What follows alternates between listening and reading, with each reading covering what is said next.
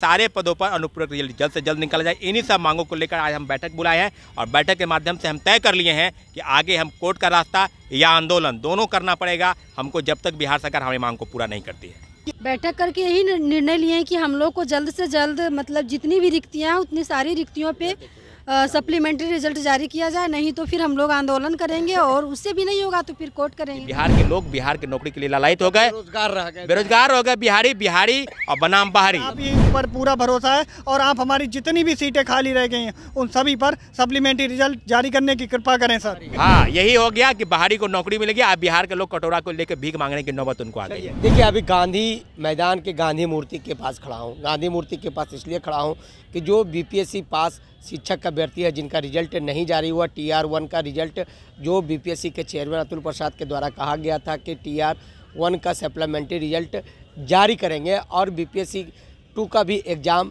बिहार में प्रारंभ हो चुका है। तीनों लोग आज शिक्षक को जो बीपीएससी पास शिक्षक अभ्यर्थी उनके साथ बैठक हुई थी। बैठक में आप देख सकते हैं कि कितने शिक्षक अभ्यर्थी जो झारखंड, बिहार, यूपी के भी लोग पहुंचे हैं जो TR1 में पास है, सप्लीमेंट्री रिजल्ट का इंतजार कर रहे हैं। बैठक करके क्या निर्णय लिया, चलिए उनसे जानने की कोशिश करते हैं। आखिर आप लोग बैठक करने की नौबत आ गई।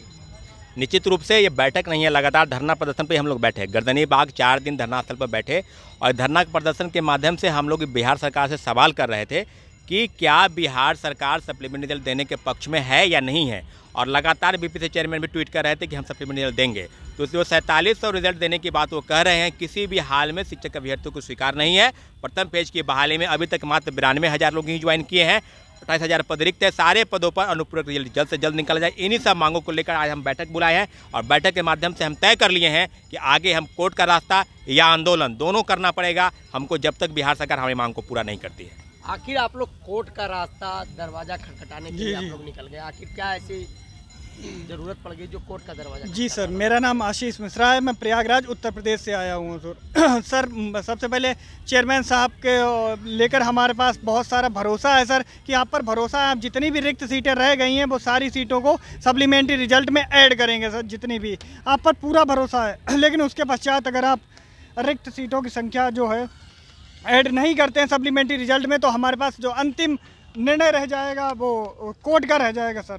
माननीय उच्च न्यायालय है, उसके शरण में हम लोग जाएंगे और जो भी हमारी बातें हैं उनके सामने रखी जाएंगी और उसके पश्चात जो भी हमें भरोसा है कि हमारे जो उच्च न्यायालय उसके द्वारा हमको जो भी रिक्त सीटें हैं उन्हें सभी पर चयनित हम लोगों को किया जाएगा। और सबसे पहले तो आपसे ही मांग की जा रही है कि आप ये पर पूरा भरोसा है और आप हमारी जितनी भी सीटें खाली रह गई हैं उन सभी पर सप्लीमेंट्री रिजल्ट जारी करने की कृपा करें सर, वरना अन्यथा हम लोग रोड पर भटक रहे हैं। आप लोग देख रहे हैं कि हम सारे योग्य बच्चे हैं और आपकी कुछ खामियों की वजह से आज हम रोड पर भटक रहे हैं, वरना अन्यथा हम भी बीपीएससी से चयनित हो जाए। किसकी गलती आपको किसकी लग रही है? बिहार सरकार का जो मुख्यमंत्री नीतीश कुमार हैं या डिप्टी सीएम तेजस्वी प्रसाद यादव, ये सरकार के लोग हैं, या बीपीएससी की चेयरमैन की गलती से आप लोग का रिजल्ट रुका? जी सर, देखिए जो बिहार सरकार है उसने तो नियुक्तियां दी, शिक्षा विभाग ने सबसे पहले सारी चीज़ें भेजी थी कि इतनी रिक्तियां हैं। बीपीएससी चेयरमैन ने जब रिजल्ट निकाला तो ऐसे किस रिजल्ट में होता है? रेलवे, SSC, किसी का भी रिजल्ट ले लीजिए, आप अपने बीपीएससी का ही रिजल्ट ले लीजिए जो आप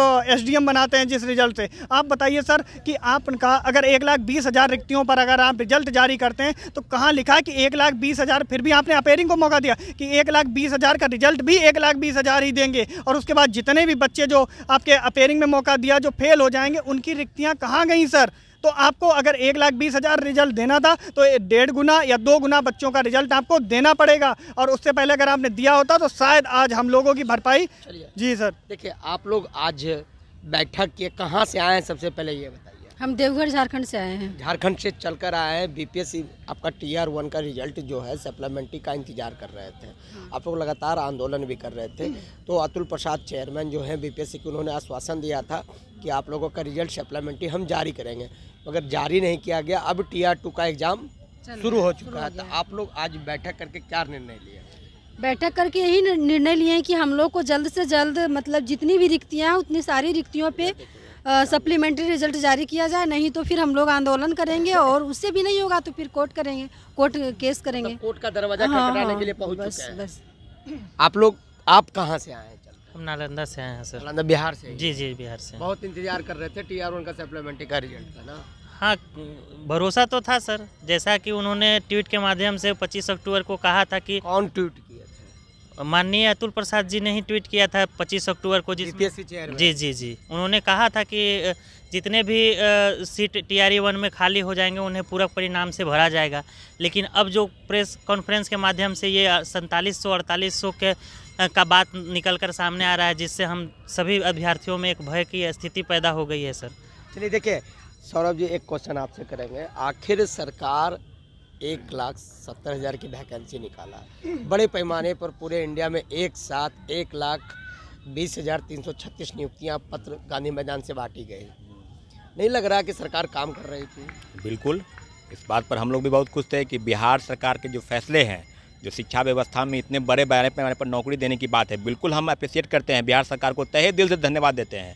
लेकिन शिक्षक बहाली के नाम पर 1,20,336 का जो आंकड़ा है, वो आंकड़ा सरासर गलत है, झूठ है। क्योंकि मतलब कितने लोगों को नियुक्ति पत्र बांटी की? बता रहे हैं 40-42 हज़ार नियोजित शिक्षक हैं जो ऑलरेडी पहले से जॉब में हैं। नौकरी वाले को आप नौकरी किए और जो बेरोजगार है वो बेरोजगार ही रह गए। निश्चित रूप से सारी बातों पर नियोजित शिक्षकों को राजकर्मी का दर्जा देकर आपका आंदोलन होगा कोर्ट जाने के बाद? कोर्ट भी जाएंगे और आंदोलन भी करेंगे, क्योंकि सरकार के समक्ष हम सारी बातों पर पहले आंदोलन होगा और तब कोर्ट करेंगे। इसलिए करेंगे आंदोलन क्योंकि हमारी बातें बिल्कुल जायज़ है। आपके पास अगर कोई डाटा है, बिहार शिक्षा व्यवस्था 92,000 लोगों को ही ज्वाइनिंग कराई है, 10,000 लोग का डॉक्यूमेंट का वेरिफिकेशन तक नहीं हुआ, तो सारी सीटें अगर 1,20,000 की जो बातें की जा रही है, इस बात पर अभ्यर्थी बिल्कुल नाराज है। मतलब मानते हैं ना कि सरकार कहीं ना कहीं शिक्षा विभाग का ये वैकेंसी घोटाला हो सकता है? इसको सीधे सीधे कहा जाए तो इसको रिक्ति घोटाला भी कह सकते हैं। रिक्ति घोटाला मेरिट, हाँ, रिक्ति घोटाला हुआ है, क्योंकि जो पद 1,20,336 कह रहे हैं उसमें आप कहे तो 40-42 हज़ार तो नियोजित शिक्षक हैं, 14,000 दूसरे प्रदेश के लोग हैं, तो बिहार के लोगों को नौकरी देने की बात कहाँ की जा रही थी? तो जिस भी हमेशा बोलते थे कि बिहार के नौकरी पर बिहार के लोगों का कब्जा है। हम आपको क्षेत्रवाद को बढ़ावा देने की बात नहीं करें। अगर आपको रिजर्वेशन देना ही था तो 5%, 10% दे देते रिजर्वेशन, लेकिन ये जो आपने डोमिसाइल नीति को खत्म किया, इसी का नतीजा है कि बिहार के लोग बिहार की नौकरी के लिए लालायित हो गए, बेरोजगार हो गए। बिहारी और बनाम बाहरी, बिहारी बनाम बाहरी। हाँ, यही हो गया कि बाहरी को नौकरी मिलेगी, अब बिहार के लोग कटोरा को लेकर भीख मांगने की नौबत उनको आ गई है। देखिए, ये हमारे साथ सौरभ जी हैं जो छात्र नेता भी हैं, खुद शिक्षक अभ्यर्थी भी हैं, सप्लीमेंट्री का रिजल्ट का इंतजार कर रहे हैं, TR-1 का सप्लीमेंट्री का रिजल्ट की मांग कर रहे हैं, लगातार ये आंदोलन कर रहे थे। आपको तमाम वो खबरें TR-1 की रिजल्ट हो या BPSC का नियुक्ति पत्र हो, शिक्षक की नियुक्ति, तमाम वो खबरें मैंने आपको फर्स्ट बिहार पर दिखा। आगे भी ये लोग आंदोलन करने के लिए बाध्य हैं, कोर्ट भी जाने के लिए अब इन्होंने लोग बैठक करके रणनीति बना लिया। पैनोरमा ग्रुप, जो सोचता है वो करता है। ये लो, मुंह मीठा करो, आज मैंने अपना जॉब छोड़ दिया, अब हम पूर्णिया वापस जाएंगे। जॉब छोड़ दिया है? मतलब ये घर कैसे चलेगा? हम करेंगे क्या? और माँ बाबूजी क्या बोलेंगे? इसलिए मैं एक और मिठाई का डब्बा लाया, अपने बिजनेस के लिए लोन अप्रूव हो गया। अरे लोन अप्रूव हो गया वो तो ठीक है, लेकिन पूर्णिया में हम रहेंगे कहाँ? अपना घर भी तो नहीं है वहाँ। इसलिए तो एक और मिठाई का डब्बा अलग से लाया हूँ। हमने पूर्णिया में घर ले लिया है, पूर्णिया के ई-होम्स पैनोरमा में। पूर्णिया में पैनोरमा ग्रुप लेकर आए हैं ई-होम्स पैनोरमा, बड़ा घर, आलीशान जिंदगी और अत्याधुनिक सुविधाओं के संग। अरे अब क्यों मुंह मीठा करवा रही हो?